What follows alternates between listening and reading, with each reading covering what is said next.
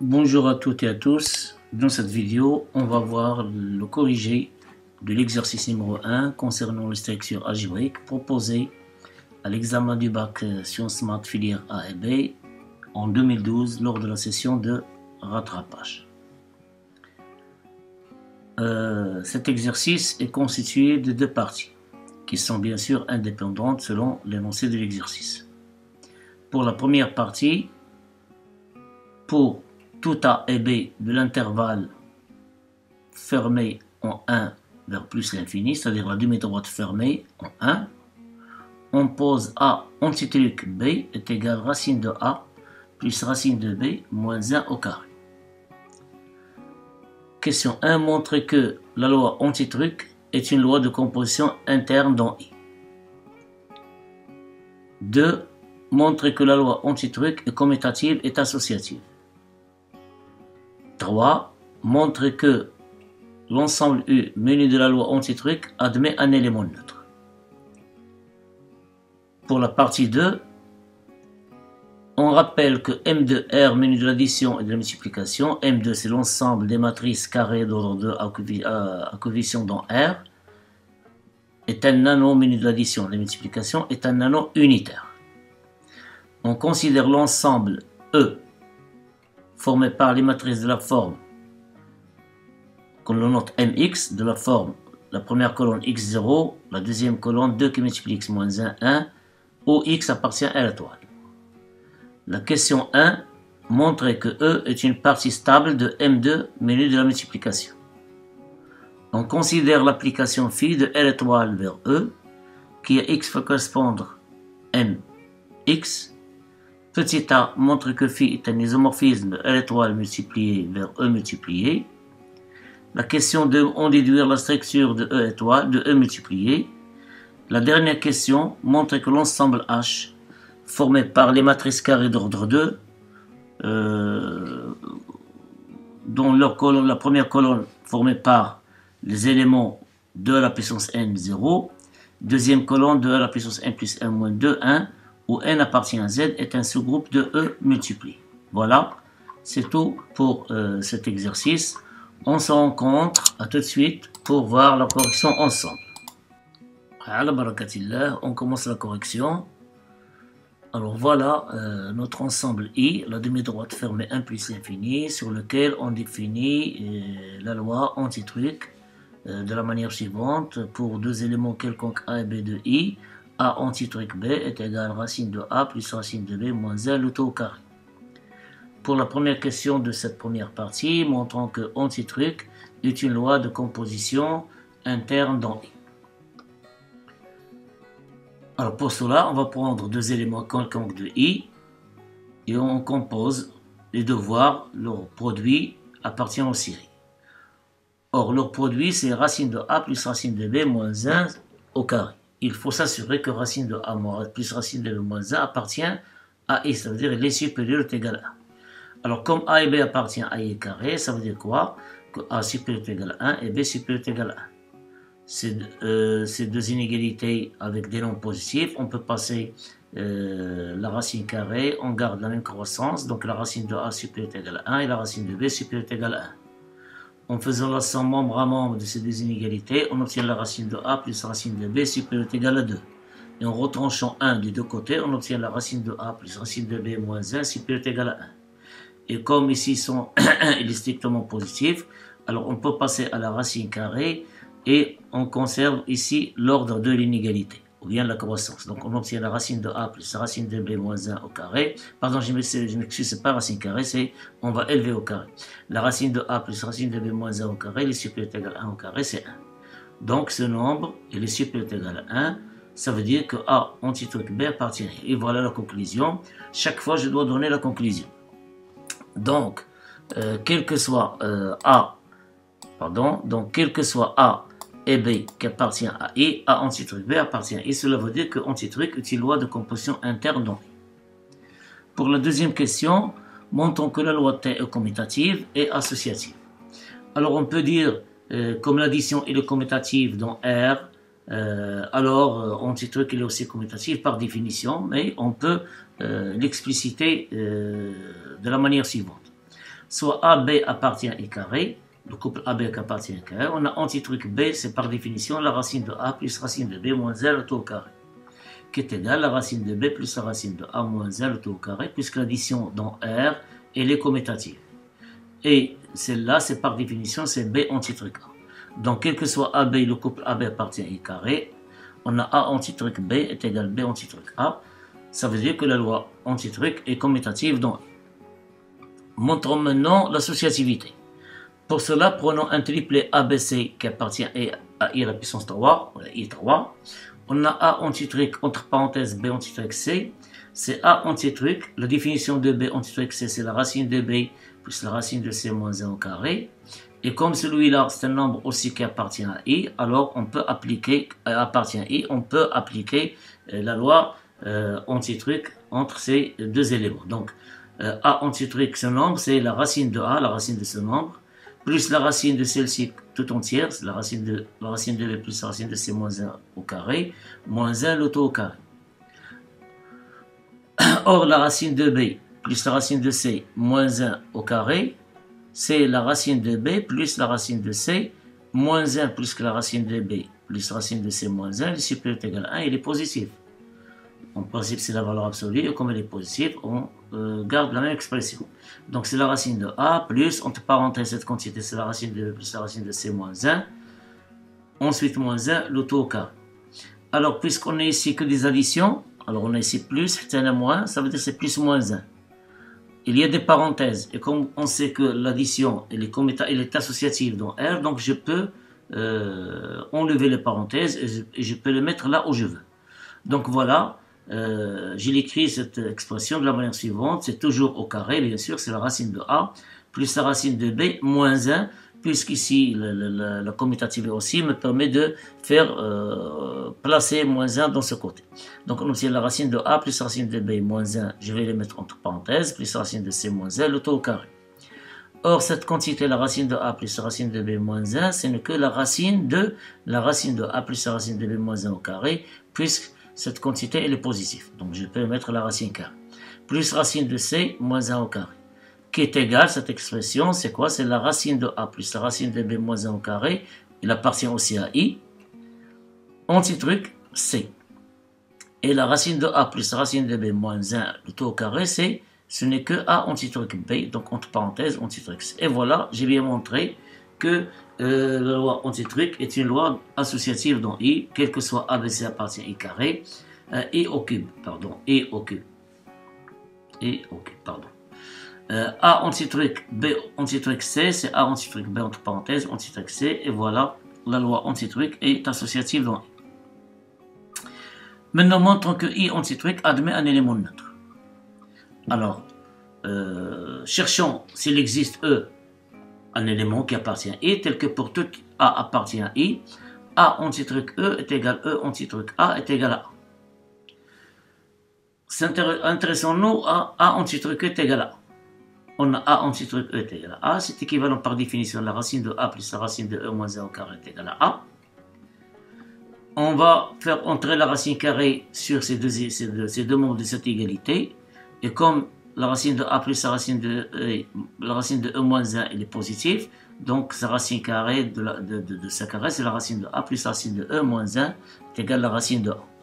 On simplifie par la racine de A, qui est non nulle puisqu'il appartient à I, c'est que est égal à 1. Il reste la racine de E moins 1 égale à 0, c'est-à-dire la racine de E est égale à 1, 2, E est égal à 1. Et 1 appartient à I. Et comme antitruc est commutatif, je peux énoncer ce résultat. Il existe E qui est égal à 1 appartient à I, tel que quel que soit A appartient à I, A antitruc E est égal à E antitruc A est égal à 1. Donc l'ensemble I muni de la loi antitruc admet un élément neutre E est égal à 1, ou bien je peux dire que la loi antitruc admet dans I E est égal à 1 comme élément neutre. Et l'élément neutre ici, elle est unique, puisque l'élément neutre, elle est toujours unique. La deuxième partie, on rappelle que M2, l'ensemble des matrices carrées d'ordre 2, menu de l'addition et de la multiplication des matrices, est un anon unitaire. Et on considère l'ensemble E formé par les matrices que l'on note MX, qui sont de la forme x0, 2 qui multiplie x moins 1, 1. Où x appartient à l'étoile. pour la première question, montrons que E est une partie stable de M de R multiplié. Pour cela, prenons deux éléments quelconques de M2, de E, deux éléments quelconques de M2, de E, et composons-les par la loi multiplication. On cherche à trouver que leur produit il appartient aussi à E. Ça veut dire que leur produit est égal à une matrice de cette forme. Alors, soit Mx, My, deux éléments de E, ou X, Y appartient à l'étoile. On a Mx qui multiplie My, c'est la matrice x0 de x moins 1, 1, qui multiplie la matrice y0 de y moins 1, 1. Alors, d'après les règles de calcul des produits de la multiplication de deux matrices, on obtient x fois y, c'est x, y, plus 2 fois x moins 1 fois 0, c'est 0, donc reste x, y. Ensuite, pour trouver cette entrée, c'est x fois 2 qui multiplie y moins 1, c'est 2x, y moins 1, plus 1 qui multiplie 2x moins 1. Ici, 0 fois y, c'est 0. 1 fois 0, c'est la centième, c'est 0. On a 0 fois cette entrée, c'est 0. 1 fois 1, c'est 1. Donc, plus 1, ça donne 1. Donc, qui est égal à x, y. En développant ici, on obtient 2xy moins 2x plus 2x moins 2. Donc, je n'ai que développé ici, qui est égal à xy. Alors, 2x avec moins 2x disparaissent. On voit ici 2xy moins 2. On factorise par 2. On obtient 2xy moins 1. xy 0. Donc, on voit bien qu'il y a la structure des matrices qui appartient à E. Donc, comme xy, il faut vérifier que xy est un nombre réel non nul. Or, x appartient à l'étoile, y appartient à l'étoile, donc le produit appartient aussi à l'étoile. Alors, cette matrice, je peux l'entrer mxy qui appartient à. Ça veut dire, je viens de composer deux matrices de E par la loi multipliée. On a trouvé une matrice qui appartient à E. Ça veut dire que E est une partie stable de l'ensemble M de R menu de la multiplication. Maintenant, on considère une application phi de R étoile vers E qui est x va correspondre à la matrice Mx. Montrons que phi est un isomorphisme R étoile multiplié vers E multiplié. Tout d'abord, on va montrer que c'est un homomorphisme, puis on va montrer que phi est bijectif pour qu'il soit un isomorphisme. Alors pour cela, prenons un couple XY qui appartient à R étoile, carreau R étoile, et essayons de voir l'expression de phi qui multiplie x, phi de x qui multiplie y. Alors, on a phi de x qui multiplie y. Par définition de phi, c'est quoi? C'est mxy. Or, mxy est égal à m de x fois m de y d'après la question 1. Revenons à la question 1. Voilà, la question 1. La multiplication de mx fois my, on a trouvé qu'elle est égale à mxy. C'est celle-là. Donc, mxy, c'est m de x fois m de y. Or, m de x, c'est phi de x, m de y, c'est phi de y. Donc, avec la multiplication dans l'ensemble des matrices, il y a dans l'ensemble E plutôt. Les matrices en général dans 2, mais spécifiquement dans E. Donc, quel que soit xy appartient à R étoile, R étoile, phi de x qui multiplie y est égal à phi de x qui multiplie phi de y. D'où phi est un homomorphisme de R étoile multiplié vers E multiplié. Maintenant, montrons que phi est bijectif. Alors pour cela, pour montrer qu'il est phi bijectif, on doit montrer que quel que soit un élément qui appartient à E, il existe un élément x dans R étoile, tel que l'image de x par phi est égale à l'élément choisi dans E. Alors soit MA, un élément quelconque dans E, où A bien sûr appartient à l'étoile, et cherchant x appartient à l'étoile, tel que phi de x égale MA. Voilà, phi de x égale à MA, c'est équivalent à m de x est égal à m de A. Or, m de x s'écrit cette forme, m de A c'est la forme suivante. En identifiant une égalité entre les matrices, ça veut dire quoi? Il y a, par identification, chaque terme de même rang, elle est égal à le terme du même rang qui le correspond dans l'autre matrice. Ça veut dire que x est égal à A, ici 0 c'est 0, 1 c'est 1, et 2 qui multiplie x moins 1 est égal de A moins 1, et ça là, c'est équivalent à dire que x est égal à A. Et elle est unique. Pourquoi? Parce que A, elle est unique. On a choisi un 1 unique, A unique, donc x est égal à A, x il dépend de A, donc elle est unique. Donc quel que soit m A appartient à E, et une X qui est égale à A appartient à l'étoile, tel que phi de X est égal à M, d'où phi est une bijection de L étoile vers E. Et par suite, en conclusion, comme phi est le homomorphisme bijectif de L étoile multiplié vers E multiplié, alors phi est un isomorphisme de R étoile multiplié vers E multiplié. La question B, déduisons la structure de E multiplié. Alors, qu'est-ce qu'on a vu dans la question précédente? Que phi est un isomorphisme de cet ensemble vers celui-là. Et on sait, chez l'isomorphisme, on sait le homomorphisme, il transfère les structures. Mais lorsque phi est un isomorphisme, ça veut dire que c'est un homomorphisme, de plus on a phi de R étoile est égal à E. Donc, comme R étoile multiplié est un groupe commutatif, et phi est un isomorphisme R étoile multiplié vers E étoile, alors phi de R étoile qui est égal à E, ça veut dire que E multiplié est aussi un groupe commutatif. La dernière question montre que l'ensemble H formé par les éléments de des matrices carrées de cette forme, de la puissance n0, de la puissance n plus 1 moins de 1, tel que n appartient à z, est un sous-groupe de E étoile, de E multiplié. Alors, on peut utiliser les propriétés caractéristiques pour montrer, puisque déjà E multiplié, c'est un groupe. Voilà, il est déjà vérifié. Pour montrer que H, cet ensemble, c'est un sous-groupe de E multiplié, on peut vérifier la condition caractéristique. C'est-à-dire, il faut montrer que H il est non nul, et de trouver deux éléments quelconques de H, par exemple 2 à la puissance n comme celle-là, 2 à la puissance n1, et en prenant l'inverse de la matrice dans l'ensemble des matrices et de composer et trouver que c'est un nombre. C'est une méthode. Alors ici, j'ai déjà fait cette méthode lors du corrigé, je sais pas, d'un certain bac. Maintenant, on va faire les mêmes résultats, mais avec une méthode pour moi qui est simple, qui n'utilise pas beaucoup de calcul. Considérons un ensemble F de R étoile, un sous-ensemble formé des éléments de la forme 2 à la puissance n, n appartient à z. Donc, il est clair que F est une partie de R étoile. F elle est non nulle, non vide plutôt, puisque si on prend n égale à 0, on obtient 2 à la puissance 0 est égal à 1 qui appartient à F. 1 c'est le neutre pour la multiplication de R étoile. Donc voilà, F est une partie non vide de R étoile.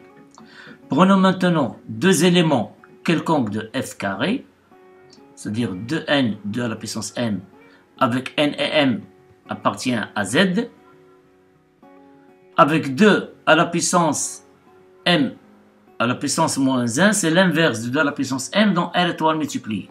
Alors ici, les calculs c'est simple, l'inverse d'un nombre, l'inverse d'une matrice, mais c'est simple aussi l'inverse d'une matrice, mais on va entrer dans les calculs. Qu'il va faire des calculs, il va tomber dans l'erreur. Donc, on a esquivé la méthode. Donc, 2 à la puissance m, le 2 à la puissance moins 1, c'est l'inverse de m dans m. Et on va composer 2 à la puissance m par 2 à la puissance m moins 1. Voilà, on a 2 à la puissance n fois 2 à la puissance m moins 1. Elle est égale à 2 à la puissance n moins m. Or, n moins m appartient à z. Pourquoi? Parce que n et m appartiennent à z. J'ai oublié de l'écrire ici, mais ça va de soi. D'après la définition. Comme n moins m appartient à z, alors ce 2n fois 2 à la puissance m moins 1 qui est égal à 2 à la puissance n fois 2 à la puissance moins m appartient à f. Qu'est-ce qu'on conclut ici? Que f est un sous-groupe de R étoile multiplié. F est un sous-groupe. Et par définition, un sous-groupe, c'est un groupe par la loi induite. Donc, f menu de la loi induite multiplié de R étoile est un groupe. Alors maintenant, on a entre nos mains f multiplié est un groupe. Et psi, c'est quoi? C'est un isomorphisme R étoile vers E, de R étoile multiplié vers E multiplié. On va prendre psi, la restriction de phi à f. La restriction de phi à f. Voilà. R étoile. On est E. Phi. C'est un isomorphisme, bien sûr. On va prendre psi, c'est la restriction, c'est psi, pardon. Psi est égal à la restriction de phi à f. La restriction de phi à f. Alors, F, menu de la multiplication, c'est un groupe. Et psi est aussi un isomorphisme. Je travaille à l'intérieur de l'étoile vers l'étoile. Donc, psi F multiplié, je m'excuse, ici la restriction de F à F qui est un isomorphisme F multiplié vers psi de F multiplié. On déduit que psi de F, menu de la loi multipliée, est un groupe.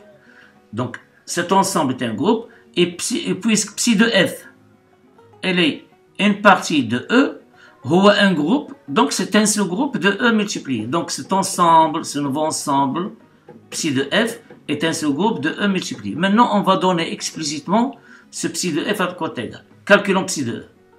Psi de F, je m'excuse, c'est pas. Calculons psi de F.